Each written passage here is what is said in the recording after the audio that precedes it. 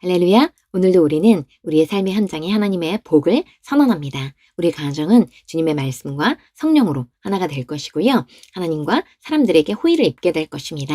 그리고 우리는 그리스도의 대사로서 파송된 삶의 현장에서 빛과 소금으로 세상을 섬기면서 우리가 속한 각자의 세상에서 만나는 영혼들을 축복할 것입니다. 네, 오늘은 12월 26일 토요일이고요. 오늘 우리가 나누는 말씀은 당신 안에 살아있는 말씀이라는 제목입니다.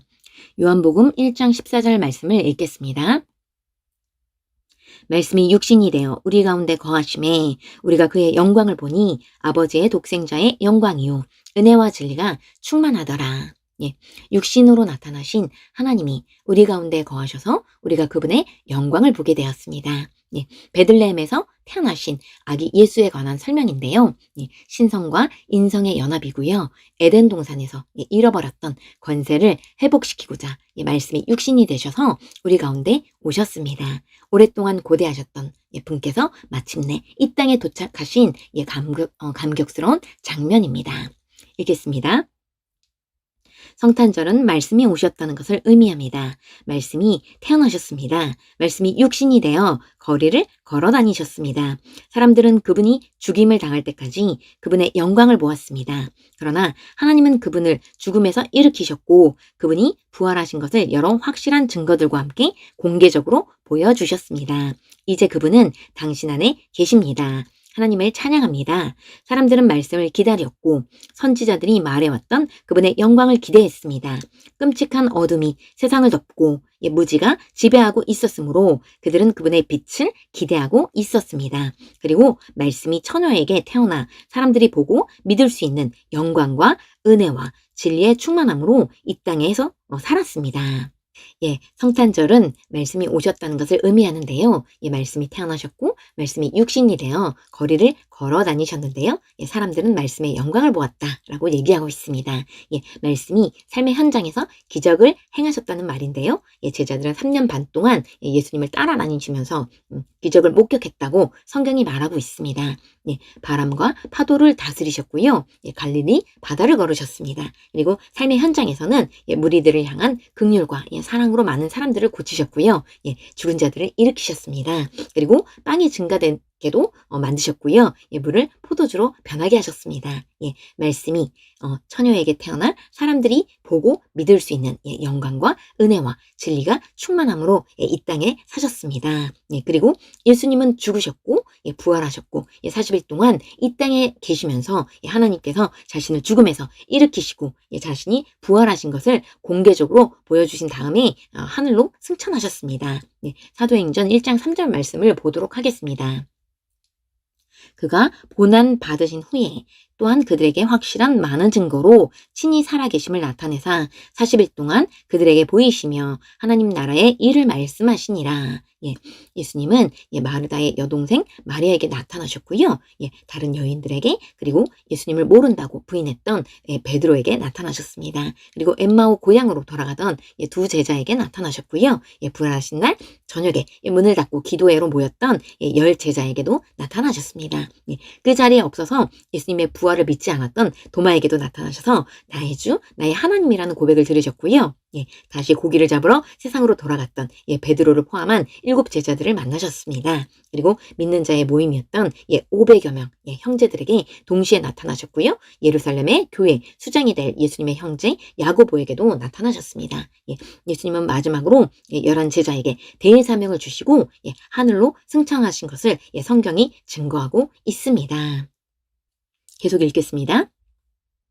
그러나 많은 사람들이 그분을 알아보지 못했습니다. 그분은 제자들에게 이렇게 질문하셨습니다. 사람들은 인자를 누구라 하느냐? 슬프게도 그들은 그분을 정확히 알지 못했습니다.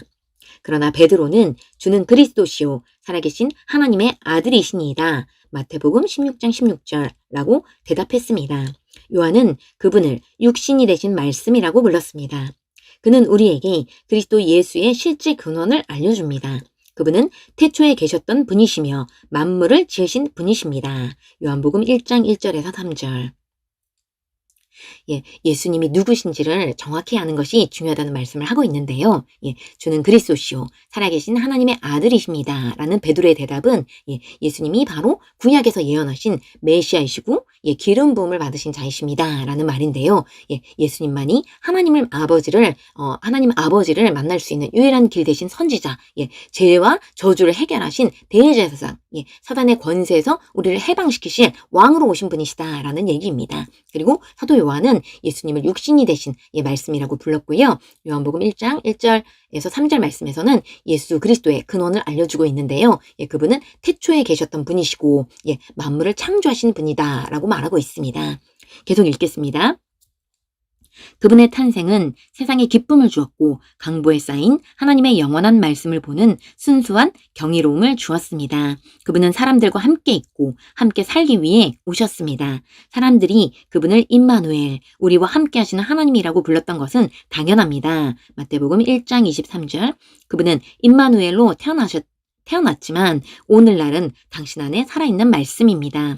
예수님의 모든 발걸음은 움직이는 하나님의 말씀이었고 육신이 된 말씀이었습니다.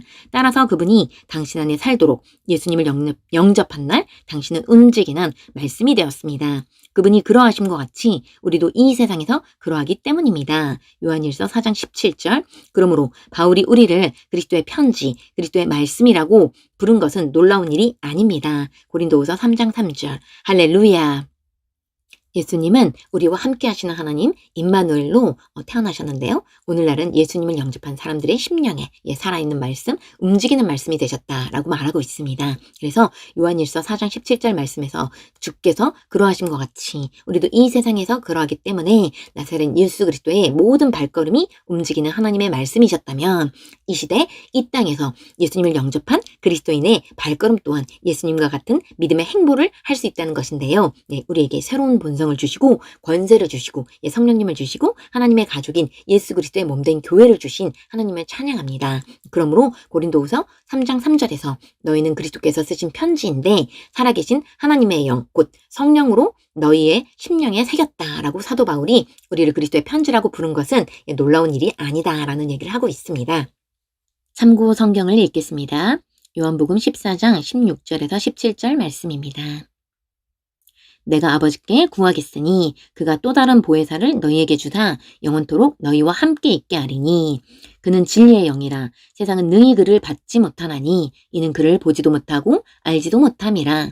그러나 너희는 그를 아나니 그는 너희와 함께 거하심이요 또 너희 속에 계시겠음이라. 하나님 아버지께서는 예수님께서 구하신 것처럼 주님과 같은 분이신 또 다른 보혜사 성령님을 보내주셨는데요. 우리 안에 계신 성령님은 예수님처럼 말씀하시고 예수님처럼 우리를 사랑하시고요.